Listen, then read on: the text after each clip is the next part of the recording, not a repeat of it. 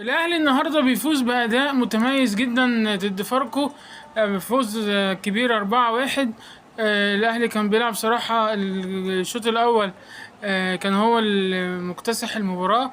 التشكيلة اللي نزل بيها بصراحة ريفيرو النهارده من أحسن التشكيلات اللي لعب بيها، وده أول فوز ليه مع الأهلي من ساعة ما جه.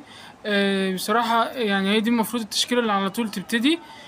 برضو كان في شوية بس مشاكل، كانت موضوع الجون اللي دخل فينا ده غلط غريب قوي من شوبير، فمعرفش هيعمل ايه، هل هيلعب الماتش الجاي بالشناوي ولا هيلاعب شوبير. طبعا كمان الماتش الجاي هيرجع لنا امام، وهيرجع ان شاء الله قريبا كمان يرجع مروان عطية، لان هو مروان عطية يمسك نص الملعب. يعني ساعات نص الملعب بيقع مننا، بتحس ان الكرة بتتاخد مننا وهم بيعملوا، الفريق اللي قصادنا بيعمل هجمات كتير. لو فريق اصلا بيعرف بيهاجم كان ممكن يعمل علينا هجمات اكتر.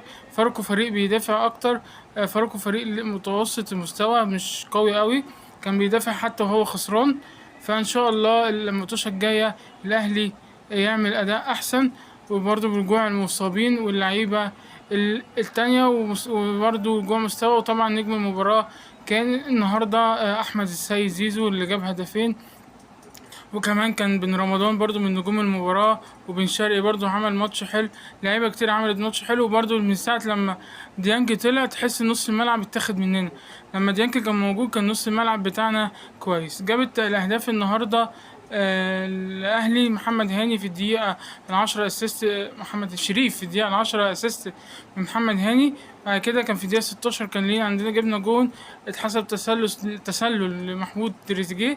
بعد كده في الدقيقة 21 أحمد السيد زيزو بيجيب أول جون ليه مع الأهلي، كان اسيست من بن رمضان ومن برضو من ضربة رأس، وأول 4 أهداف للأهلي كانوا من ضربات رأس. بعد كده زيزو في الدقيقة 59 بيجيب الهدف التالت من اسيست بن شرقي.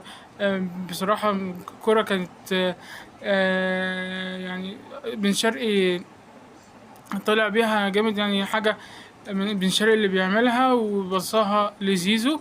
وبعد كده الهدف اللي جه في الاهلي الغريب، الخطأ من شوبير، خطأ غريب، جاب محمد فخري في الدقيقة 70. وبعد كده جراتشار واسيست برضو من محمد هاني، جون برضو رقص الجون، جون حلو قوي لجراتشار، يا رب يرجع تاني للمستوى اللي كان السنة اللي فاتت.